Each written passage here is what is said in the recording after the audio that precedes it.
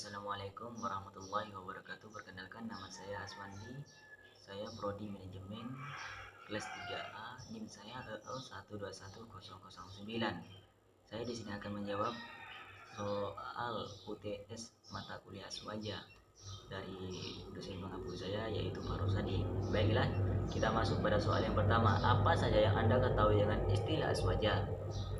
Menurut istilah, sunnah berarti metode Nabi Muhammad SAW, sedangkan menurut jumhur ulama, sunnah adalah sebuah jalan yang ditempuh oleh Rasulullah SAW dan para sahabatnya yang selamat dari kesurupan syubhat. Nah, hal ini berdasarkan hadis bahwasanya Rasulullah SAW memerintahkan kita untuk mengikuti sunnah beliau dan sunnah para khulafaur rasyidin. Kajian fikih. Dalam kajian fikih, istilah ahli sunnah wal jamaah disebabkan pada paham sunni, yaitu merujuk pada fikih 4 madhab Hanafi, Maliki, Syafi'i, dan Hambali yang berbeda dengan paham fikih Syafi'i, Dahri, dan Jafri. Dari situlah kemudian NU menjadikan ahli sunnah wal jamaah sebagai asas organisasi, yaitu dalam bidang akidah seperti Abu Hasan Asy'ari dan Abu Mansur Al-Maturidi. Sedangkan dalam bidang fikih mengikuti salah satu dari fikih yang 4 adalah madhab, yaitu madhab Syafi'iyah.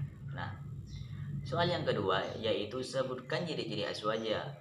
Berikut 3 ciri-ciri yang dijelaskan oleh Al-Habib Quraish Bahrun, pengasuh Ponpes As-Siddiq Kuningan. Dalam satu kajiannya, at-tasawwuf atau sikap tengah-tengah, artinya selalu bersikap pertengahan, tidak ekstrem kiri ataupun ekstrem kanan, sebagaimana hal ini dijelaskan dalam firman Allah Subhanahu wa ta'ala, sebagaimana yang artinya, dan demikianlah kami jadikan kamu sekalian umat Islam untuk umat pertengahan. Nah, saya ulangi, dan demikianlah kami jadikan kamu sekalian umat Islam, umat pertengahan, adil dan pilihan, agar kamu menjadi saksi ukuran penilaian atas sikap dan perbuatan manusia umumnya, dan upaya Allah menjadi saksi ukuran penilaian atas sikap dan perbuatan kamu sekalian. Al-Baqarah 143. At-tawazun atau seimbang dalam segala hal, termasuk dalam penggunaan dalil akli, dalil yang bersumber dari akal pikiran rasional, dan dalil akli bersumber dari Al-Quran, hadis. Berikut firman Allah Subhanahu wa ta'ala, yang artinya, sungguh kami telah mengutus rasul-rasul dan kami dengan membawa bukti kebenaran yang nyata, dan telah kami turunkan bersama mereka Alkitab dan neraca penimbangan keadilan, supaya manusia dapat melaksanakan keadilan. Surah Al-Hadid ayat 25. Yang ketiga, at-ta'lil atau tegak lurus. Al-iktidal atau tegak lurus. Dalam Al-Quran, Allah Subhanahu wa ta'ala berfirman, wahai orang-orang yang beriman, hendaklah kamu sekalian menjadi orang-orang yang tegak membela kebenaran, karena Allah menjadi saksi punggur kebenaran yang adil. Dan janganlah kebencian kamu pada suatu kaum menjadi kamu berlaku tidak adil. Berbuat adillah, karena keadilan itu lebih mendekatkan pada takwa. Dan bertakwalah kepada Allah, karena sesungguhnya Allah Maha melihat apa yang kamu kerjakan.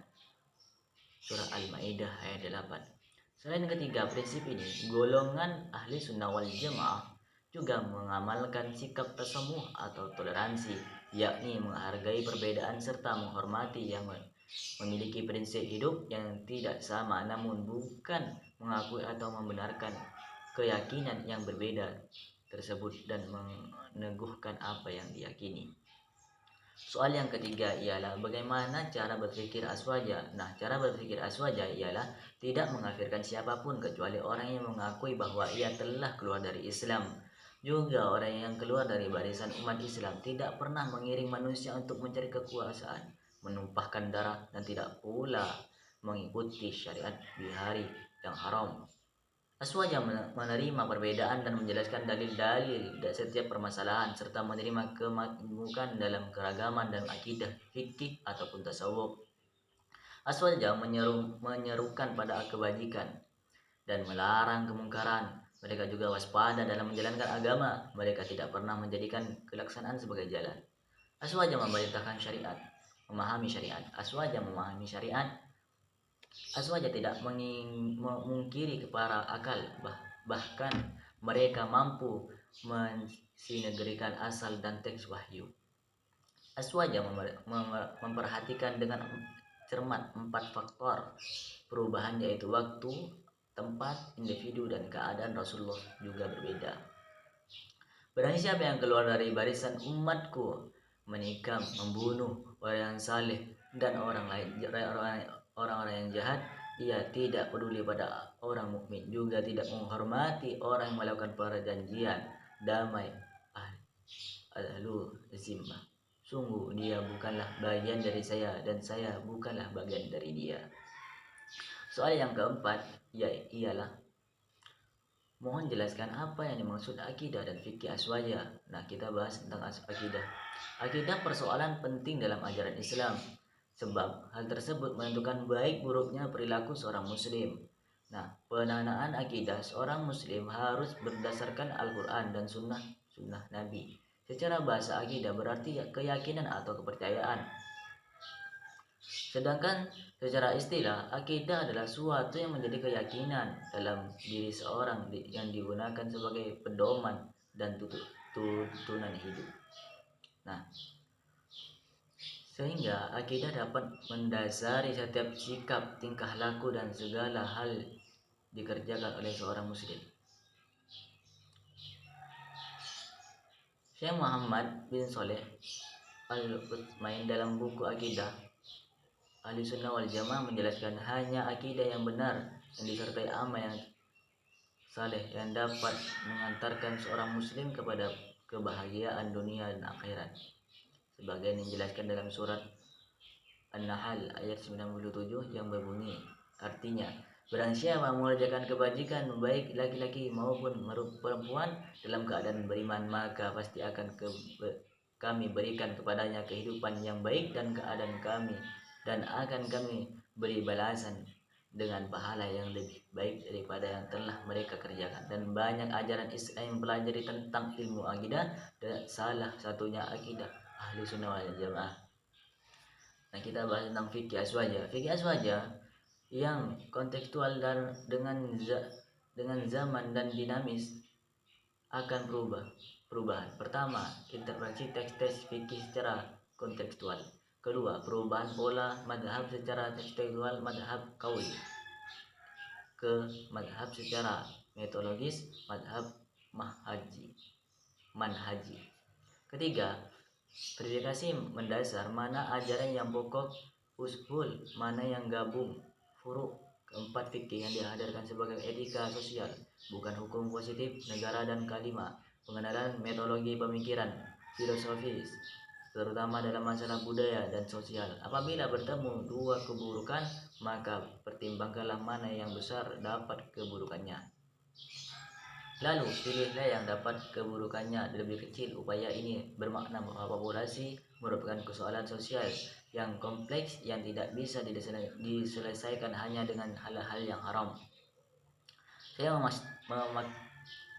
memaknainya sebagai solusi gradul untuk menentukan persoalan prostitusi. Dengan kata-kata lain, kita sangat bahwa memproduksi dilarang agama, tetapi kemudian kita juga mesti peduli bahwa mereka para pedila itu juga manusia yang punya hati untuk nurani, untuk bisa berupaya hidup normal sebagaimana mestinya.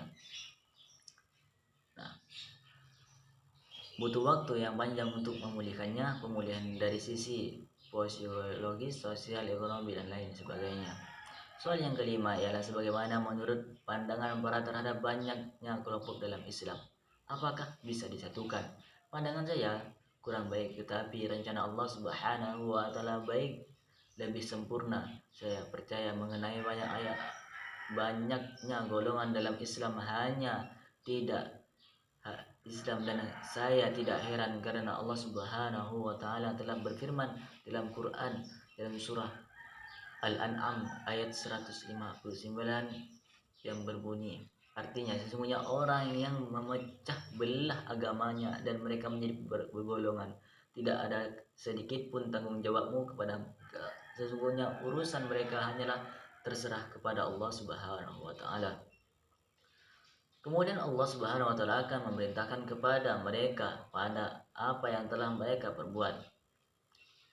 Bisa untuk mencapai persatuan harus ada spirit atau semangat bersatu. Jika cara-cara mengasihkan orang lain ini dapat, demikianlah persatuan umat menjadi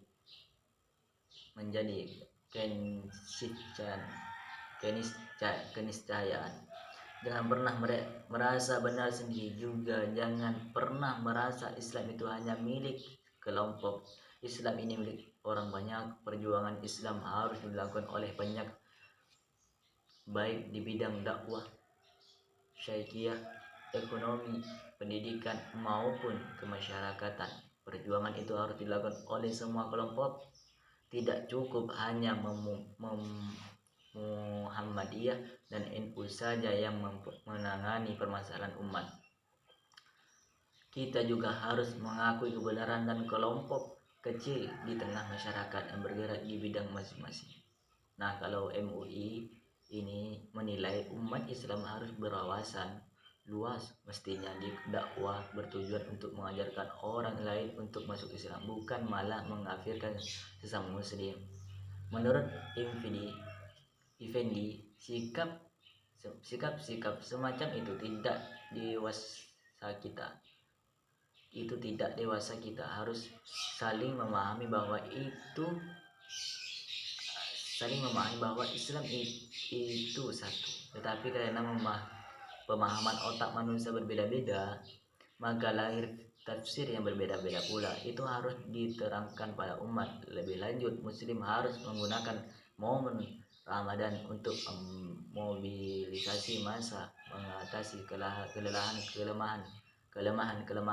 umat, entah itu dalam bidang pendidikan, politik, sosial, budaya maupun ekonomi. Baiklah, itulah yang hanya dapat saya sampaikan mengenai soal UTS dari Pak Rosadi. Demikianlah, wabillahi taufiq wal hidayah. Wassalamualaikum warahmatullahi wabarakatuh.